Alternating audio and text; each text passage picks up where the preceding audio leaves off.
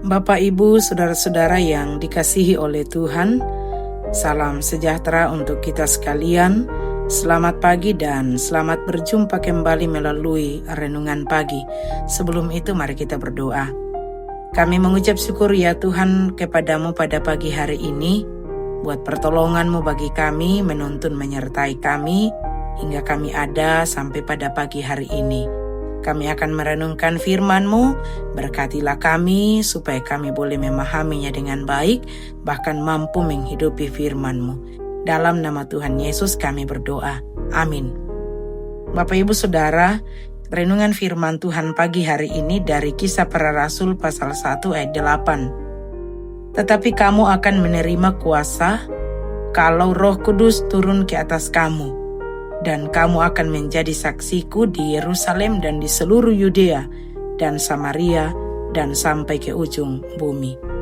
Tema renungan kita pagi hari ini ialah tugas yang besar dengan kuasa yang besar. Nah, Bapak, Ibu, Saudara yang dikasihi oleh Tuhan, hari ini kita memperingati peristiwa kenaikan Tuhan Yesus Kristus ke sorga.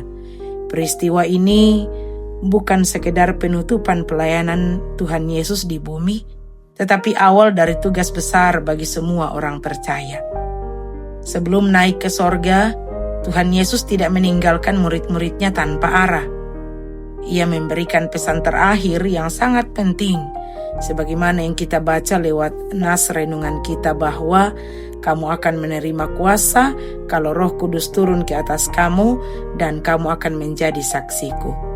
Nah, Bapak, Ibu, Saudara, pesan ini menjadi pesan yang sangat penting karena berasal dari Allah yang agung, yang tidak hanya untuk para murid yang ada pada waktu itu, tetapi juga bagi setiap orang percaya.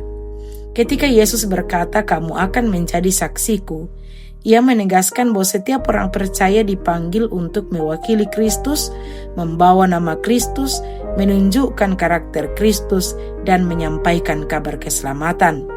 Dalam hal ini, menjadi saksi Kristus berarti menceritakan siapa Yesus dan apa yang telah Ia lakukan dalam hidup kita, baik melalui kata-kata pun melalui tindakan kita. Karenanya, sebagai orang percaya, ceritakan dan tunjukkan kepada orang-orang di sekitar kita tentang Yesus yang hidup dan berkarya lewat kehidupan kita. Jika Yesus sudah mengubah hidup kita, jangan simpan kabar itu untuk diri sendiri. Jika Tuhan menolong kita melewati masa sulit, ceritakan kepada orang lain dari mana kekuatan itu berasal. Jika orang melihat damai dan sukacita dalam hidup kita, arahkan mereka kepada Kristus. Dan jika kita sungguh mengasihi Yesus, orang lain seharusnya dapat melihatnya dari cara hidup kita. Nah, orang mungkin tidak membaca Alkitab, tetapi mereka membaca hidup kita setiap hari. Kesaksian terbesar bukan hidup yang sempurna, tetapi hidup yang jelas menunjukkan kehidupan Kristus nyata dalam hidup kita. Nah, Tuhan Yesus menempatkan kita di tengah keluarga dan lingkungan kita, supaya seseorang dapat mengenal Kristus melalui diri kita.